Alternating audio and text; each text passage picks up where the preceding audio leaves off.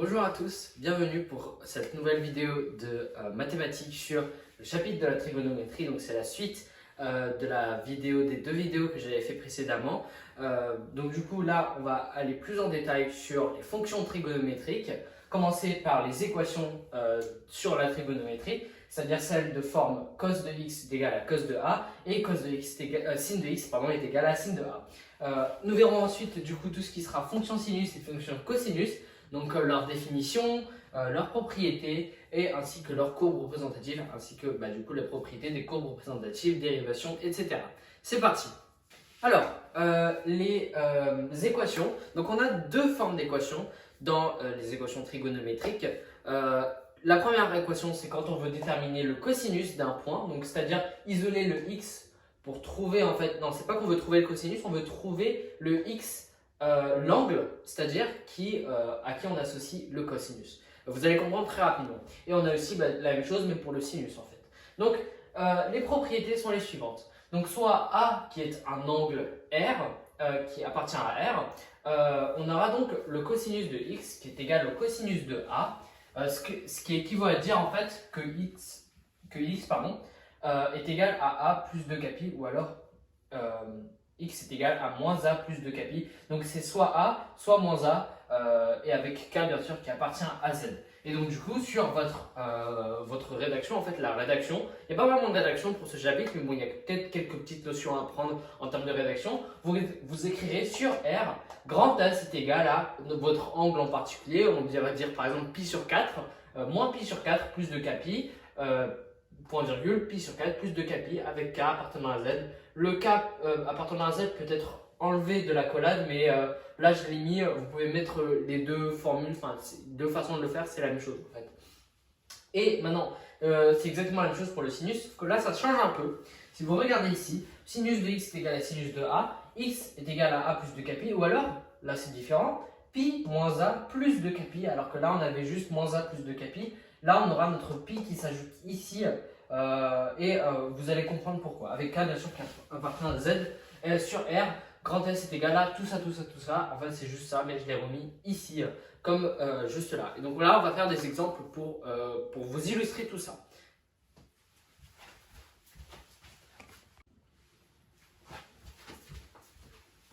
Donc, je vais vous montrer la rédaction type pour résoudre des équations, puis après on va faire peut-être des inéquations pour que vous compreniez le tout. Alors, le premier exercice qu'on nous demande de faire, c'est de résoudre cos de x est égal à moins 1 demi et sin de x est égal à racine de 2 divisé par 2, le tout sur moins pi, excluant moins pi. Donc, tout d'abord, par quoi est-ce qu'on commence? Eh bien, c'est ultra simple. On va tout d'abord placer nos points cos de x est égal à moins 1 demi. Cos de x est égal à moins 1 demi, on regarde bien sûr l'axe des abscisses, parce que souvenez-vous, les cosinus, ce sont les abscisses. Donc du coup, là je vais dans mes axes des abscisses, mais comme c'est les moins, je vais que regarder entre moins pi et 0, c'est-à-dire ici. Et moins pi et 0, je vais faire la moitié des deux, donc on va dire que c'est à peu près ici. On va dire à peu près. Hein. Et donc là du coup, je vais tracer les deux points, parce qu'il y a toujours deux points, qui vont appartenir à cos de x est égal à moins 1 demi. Souvenez-vous, parce que de toute façon, on avait écrit que les solutions pour cos de x, eh bien c'était x est égal à moins a plus 2 capi et a plus 2 capi. Donc ça veut dire deux solutions. La première solution, ici, ça va être, à votre avis, combien ça va donner? Eh bien, ça va vous donner, 2 pi sur 3. Donc on va le nommer A, le point A. Et ici, on aura B, le point B, qui sera donc moins 2 pi sur 3. J'espère que tout le monde a compris comment est-ce qu'on a obtenu 2 pi sur 3, moins 2 pi sur 3. Alors, du coup, suite à cela, on va du coup déterminer, déjà déterminer les solutions pour le premier exercice, c'est-à-dire cos de x est égal à moins 1 demi. Et bien en fait, là on a moins 1 demi, toujours une fois. On va écrire grand S, très important de mettre sur quel intervalle on se base, sur moins pi.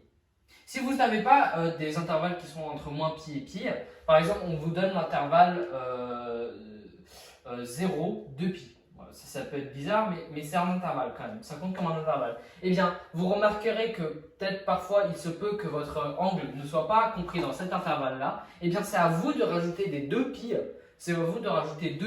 pour du coup mettre votre pour trouver dans l'intervalle. Mais imaginons que maintenant, on nous donne juste sur R. Attendez, je vais l'écrire, du coup, je ne vais pas m'éparpiller un peu. On va d'abord écrire pas sur moins pipi, mais plutôt sur R. Faire le cas général d'abord, vous n'êtes pas obligé, mais bon. Grand S est égal à, là du coup, on fait la formule, c'est-à-dire moins 2 pi sur 3 plus 2 kpi, point virgule, 2 pi sur 3 plus 2 kpi. Et on ferme la collade avec k appartenant à z. K appartenant à z.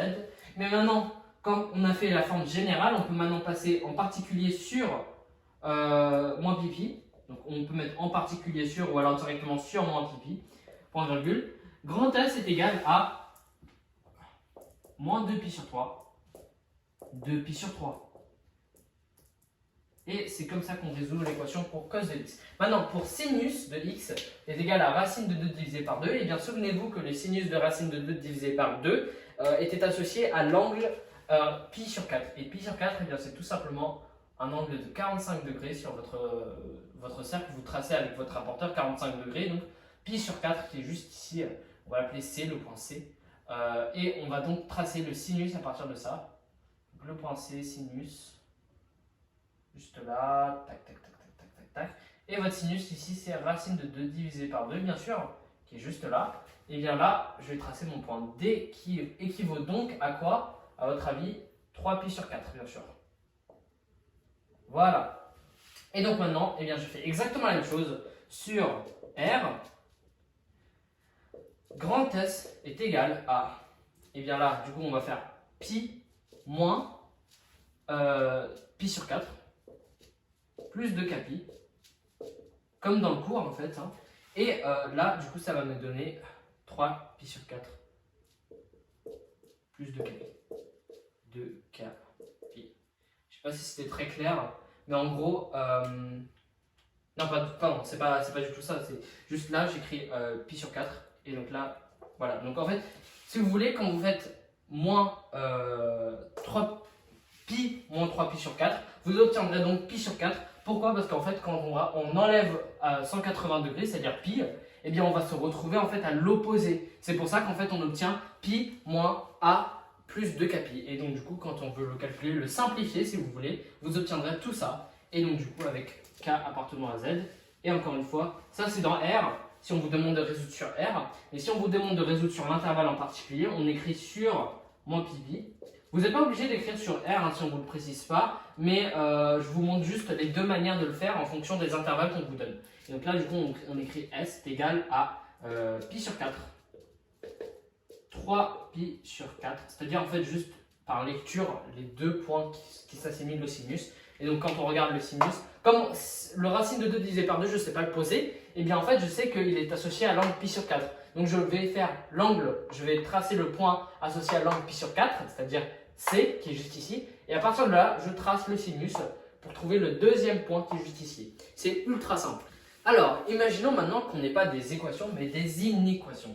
Je vais donc changer les égales et je vais les remplacer par des inéquations. Donc ici, voilà. Alors, le tout premier, c'est cos de x supérieur à moins 1,5, toujours dans l'intervalle moins pi. Et donc du coup, non, vous savez quoi? On va se rajouter encore une autre difficulté. On va le faire dans un autre intervalle, toujours d'amplitude 2π, c'est-à-dire vous allez voir de période 2π. Donc du coup, on va prendre l'intervalle pi 3π, qui est toujours, si vous voyez, on a toujours 2π d'écart. Donc pi 3π.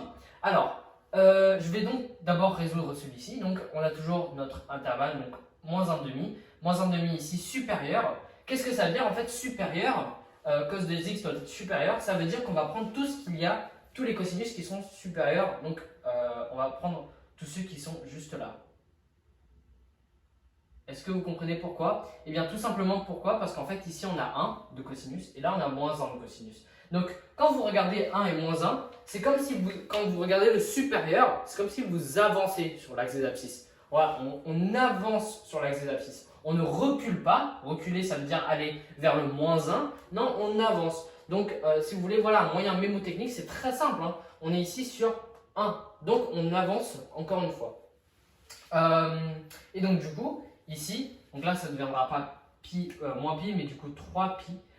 Et donc du coup, ça va être toutes les solutions qui vont être sur le cercle juste là et qui va ici. Donc de A à B, tout ça seront mes solutions. Et comment est-ce que je le représente? Eh bien, je vais écrire sur, sauf que là, attendez, c'est pas 2pi, 2pi sur 3 et moins 2pi sur 3 parce qu'on n'est pas dans l'intervalle pi 3pi.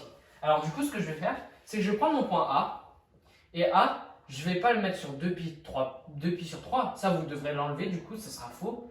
Vous devrez mettre donc 2pi sur 3 plus 2pi, donc du coup 2pi, ça nous fait 6pi sur 3, soit donc 8pi sur 3. Là, je vais écrire 8pi sur 3. Pas besoin d'écrire le calcul, hein, vous devez juste savoir que là, ça doit faire 8pi sur 3 pour appartenir dans l'intervalle pi 3pi. Vous pouvez le vérifier sur la calculatrice en convertissant le tout en degrés, ça va convertir en degrés, ça va convertir en degrés pour voir si ça appartient dans l'intervalle, si vous n'êtes pas encore familier avec les radians. Et donc là, ici, on fera moins 2pi sur 3 plus 6pi sur 3, encore une fois, ce qui va donc me donner 4pi sur 3. Donc ici, 4pi sur 3. 4pi sur 3. Ok, donc du coup, ici, je vais aussi rajouter les crochets comme ceci. Si on vous demande de le représenter graphiquement, vous ne devrez pas oublier de mettre les crochets ici, les pointillés qui vont ici et l'arc de cercle que vous dessinez de là à là pour bien montrer que ce sont les solutions. Et donc maintenant, on a nos vraies solutions qui sont 4pi sur 3 et 8pi sur 3. Et je vais l'écrire du coup dans mon intervalle sur pi 3pi. C'est ça la rédaction, hein. Grand S est égal à, et donc là je vais exclure parce qu'on est dans un signe d'inégalité qui n'est pas égal. S'il est strictement positif, strictement supérieur, pardon, et bien vous excluez avec les crochets. Et donc du coup là je vais mettre 4pi sur 3, déjà, point virgule, 8pi sur 3. Donc ça c'était pour mes sinus. Et maintenant pour les cosinus, oui pardon c'est excluant. Tac. Pour les cosinus, qu'est-ce qu'on fait? Eh bien, c'est encore plus simple, enfin c'est exactement la même chose, hein. Je vais prendre mes racines de 2 divisé par 2, voilà, ils sont ici, toutes les solutions. Je vais prendre un autre stylo, voilà. Et comme il est supérieur, le sinus, le sinus est inférieur, eh bien je vais regarder par rapport à l'axe des ordonnées, parce que le sinus est toujours l'axe des ordonnées, et je vais faire comme si c'était un ascenseur, les sinus. Vous regardez, si là, le sinus il est égal à 1, en bas il est égal à moins 1. Est-ce que je monte ou est-ce que je descends si c'est inférieur? Eh bien je descends, parce que inférieur, ça sous-entend descendre un peu si vous voulez, mais mémotechniquement, c'est pas vraiment correct de dire ça mathématiquement, mais je vous aide juste en trouvant un moyen mémotechnique. Donc si c'est inférieur, ça descend. Donc on va là, on va là, on va là, on va là, on va là, on va là, on va là, on va là, on va là, on va là.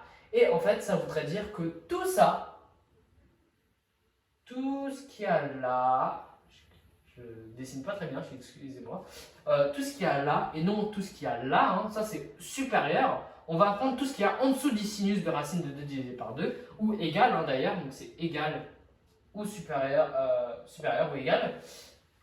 Et donc du coup là, on a tout ça comme résultat, sauf que souvenez-vous, le point D et C ne sont pas compris dans l'intervalle pi 3pi, vous pouvez le vérifier encore une fois. Donc du coup, je prends des points C, le point C, qui est lui est donc pi sur 4 plus 2pi, ou alors 2pi. Quand on le réduit au même dénominateur, ça va me faire 8pi sur 4. Ça va me donner donc 9pi sur 4. Donc ici, ce n'est pas C est égal à pi sur 4, mais plutôt 9pi sur 4. 9pi sur 4. Okay. Et donc du coup, pour le point B, c'est exactement la même chose. On fait 3pi sur 4 plus 8pi sur 4. Et donc du coup, là, ça va me donner 11pi sur 4. 11pi sur 4. Et donc maintenant, je vais écrire sur pi 3pi.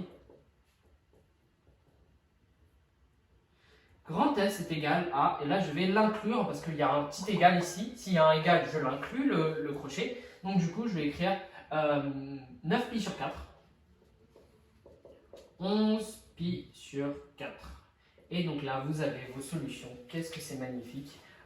Vous devez donc en rédaction écrire ceci, le sur pi 3pi, on définit l'intervalle, cos de tatata, cos de tatata, sin de tatata. Enfin, si vous demandez juste le cosinus, vous faites juste le cosinus. Hein. Puis après, vous écrivez votre solution. Et sur le cercle, vous n'oubliez pas de colorier la partie, surligner la partie qui est comprise, les solutions en fait de l'équation, si on vous donne le cercle. Et du coup, à mettre aussi les intervalles les crochets s'ils sont exclus ou inclus. C'est très important. Alors, les fonctions cosinus et sinus, c'est ultra simple. Alors, les définitions et propriétés.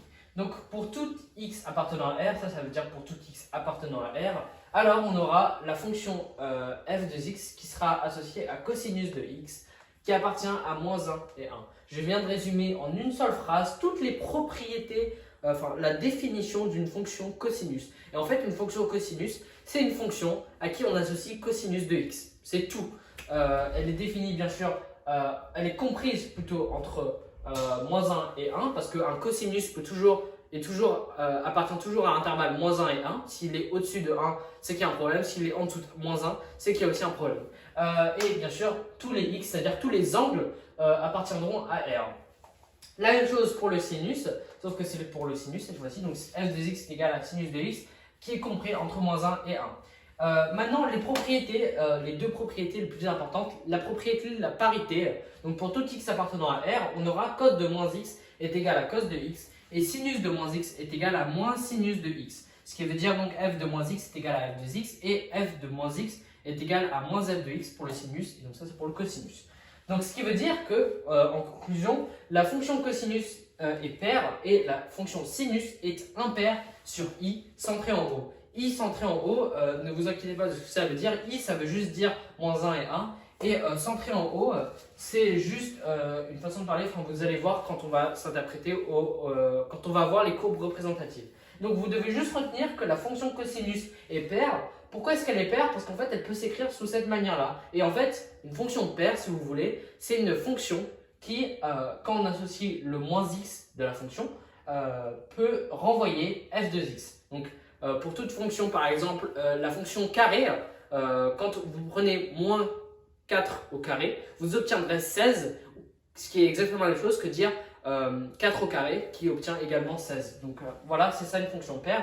Je l'explique précisément dans la vidéo sur la parité d'une fonction dans le contenu de seconde. Donc vous allez voir, c'est toutes les vidéos en rouge. Je vous invite à la regarder si vous ne maîtrisez pas encore le sujet. Maintenant, la deuxième propriété, c'est celle de la périodicité. Donc c'est cos de x plus 2 capi est égal à cos de x.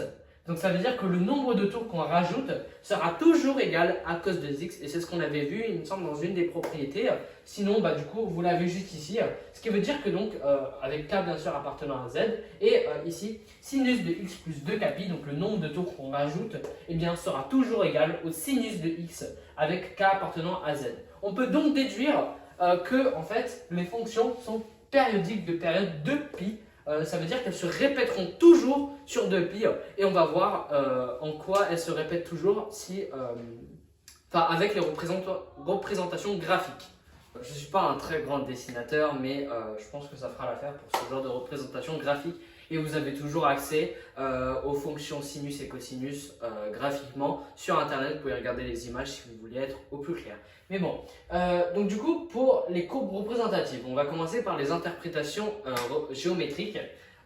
Les fonctions cosinus et sinus sont périodiques de période 2π, donc leurs courbes représentatives sont invariantes. Ça veut dire invariante qui veut dire qu'elles ne changent pas par la translation de vecteurs 2πi. Souvenez-vous que ici, si on prend notre courbe représentative et notre repère orthonormé, eh bien, juste notre repère, eh bien en fait, notre repère est toujours basé sur le vecteur i, vous devez l'avoir appris l'année dernière, qui est l'axe des abscisses, en fait, qui représente le vecteur des abscisses, et le vecteur j, qui représente l'axe des ordonnées. Et bien en fait, ce qui veut dire la translation de vecteur 2π, ça veut dire que quand on prend un motif du style 2π et qu'on le met de ce côté-là, par exemple là, vous imaginez en fait que la courbe va continuer en fait, que le repère va continuer vers l'infini, et bien on va prendre notre intervalle 2π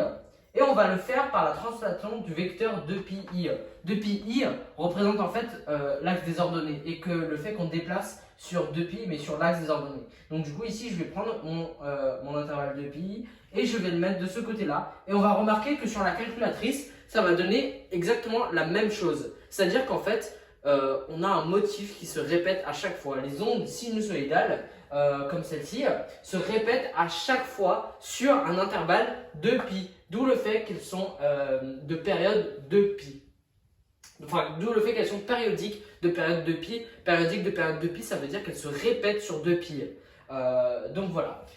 Donc maintenant, on va passer à la fonction cosinus. F de x est égal à cos de x. Et bien, les caractéristiques suivantes sont que la courbe est symétrique par rapport à l'axe des ordonnées. Souvenez-vous, l'axe des ordonnées, c'est bien important de l'assimiler à la fonction cosinus et qu'elle est périodique de période de pi. Et bien, en fait, on peut le regarder sur notre représentation graphique. Encore une fois, je ne suis pas grand dessinateur, mais c'était juste pour vous montrer dans les grandes lignes caractéristiques. On remarque qu'elle est déjà de une symétrique par rapport à l'axe des ordonnées. Ça veut dire que si je vais en quelque sorte plier le repère en deux, eh bien je tomberai sur une superposition parfaite de l'axe ici, c'est-à-dire entre moins pi et 0, et entre 0 et pi. Vous allez voir, donc ici, elle est parfaitement symétrique par rapport à l'axe des ordonnées. Et encore une fois, elle est périodique de période de pi. Bon là, vous ne pouvez pas vraiment le voir, mais le fait que, en fait, si vous le regardez sur votre calculatrice, vous tapez f de x est égal à cos de x, vous allez voir qu'elle se répétera tout le temps sur un intervalle de pi. Donc ça, c'est ultra simple. Et maintenant, la fonction sinus de x. La courbe est symétrique par rapport à O. Cette fois-ci, pas par rapport à l'axe des ordonnées, mais oui, par rapport à l'axe des ordonnées, mais par rapport à O. Donc c'est une symétrie centrale et elle est périodique de 2π. Donc du coup, si vous remarquez, ici vous avez notre représentation graphique de la fonction sinus, toujours la même chose, sauf qu'elle est symétrique par rapport à l'axe O, au point O. Ça veut dire que si je fais une sorte de... je le plie d'une certaine manière, vous remarquerez que du coup on aura une superposition qui sera parfaite. Que ici, y est égal à 0 pour x est égal à moins pi, c'est-à-dire f de moins pi est égal à 0, f de pi est égal à 0 aussi, f de pi sur 2 est égal à 1, et f de moins pi sur 2 est égal à moins 1, tout comme le montrent les propriétés qu'on a vues précédemment par rapport aux angles associés, il me semble. Donc du coup, la seule chose qui peut permettre de les différencier, c'est leur symétrie. Si on a un qui est symétrique par rapport à l'axe des ordonnées, ça veut dire que c'est une fonction cosinus. Si on a un qui est symétrique par rapport à O, c'est une fonction sinus. Bon, alors là, c'est un peu que de la lecture de cours, il n'y a pas grand-chose à en déduire, mais vous devez juste connaître donc du coup les propriétés des dérivations. Donc les fonctions cosinus et sinus sont dérivables sur R avec du coup cos prime de x qui est égal à moins sinus de x et le sinus prime de x qui est égal au cos de x. Donc en soi c'est un peu compliqué à retenir mais il faut l'apprendre vraiment par cœur si vous voulez connaître les dérivations, mais après ça devient assez, ça rentre après dans la tête. Donc soit et b deux réels quelconques, donc ça aussi c'est une autre propriété. On aura donc le cosinus prime de ax plus b qui sera égal à moins a, donc le a qui est ici, fois sinus de ax plus b. Vous remarquez qu'en fait on reprend en fait le moins sinus, hein. C'est comme si en fait on faisait ici, on enlevait le a et on faisait moins sinus de, donc on faisait a fois moins sinus de ax plus b qui est juste ici en fait, hein. C'est littéralement la même chose, mais bon on peut aussi l'écrire de cette manière là, c'est comme on veut, vraiment. Alors, donc du coup ici maintenant on a le sinus prime de ax plus b, c'est exactement la même chose, donc c'est a fois le cosinus de x, donc de ax plus b dans ce cas là, et voilà, bah, c'est assez facile. Et donc du coup là on déduit les tableaux de variation donc de f. Pour f de x est égal à cosinus de x, et bien on va prendre le moins sinus de x, le tableau de signe de moins sinus de x, et on déduit que entre moins pi et 0 on aura quelque chose qui sera positif, et entre 0 et pi on aura quelque chose qui sera négatif, et donc on déduit le tableau de variation. Donc entre moins 1, 1 et moins 1 ici. Et donc du coup ici pour le tableau de variation de la fonction sinus, c'est les variations, le signe pardon, du cosinus. Donc ici moins entre moins pi et moins 2, donc ça veut dire 0 et 1, il sera décroissant. Entre moins pi sur 2 divisé par moins pi sur 2 et pi sur 2, on aura quelque chose de positif. Donc moins 1, entre moins 1 et 1, ce sera croissant. Et donc entre pi sur 2 et pi, on aura quelque chose qui sera négatif, et donc par déduction, entre 1 et 0, on aura quelque chose qui sera décroissant. C'est la fin de cette vidéo, j'espère que vous l'aurez appréciée. Juste aussi, j'ai un dernier mot par rapport à la dérivation. Si vous voulez des exercices en rapport avec la dérivation sur le cosinus sinus, eh bien c'est très simple, vous pouvez tout simplement aller voir la vidéo sur l'application à la dérivation que j'avais faite donc précédemment. La partie 2 il me semble, ou la partie 1, non la partie 1 est plus correcte. Et vous remplacez tout simplement genre les termes par des sinus et des cosinus et vous obtiendrez exactement la même chose parce que de toute façon c'est des propriétés qui sont similaires. Si vous ne comprenez pas ce que je fais, ce que je veux dire par là, mettez un commentaire et je vous expliquerai très simplement. Et je vous invite à également commenter, vous abonner et lâcher un pouce bleu. Ça me ferait grandement plaisir et je vous verrai pour de nouvelles vidéos. Ciao!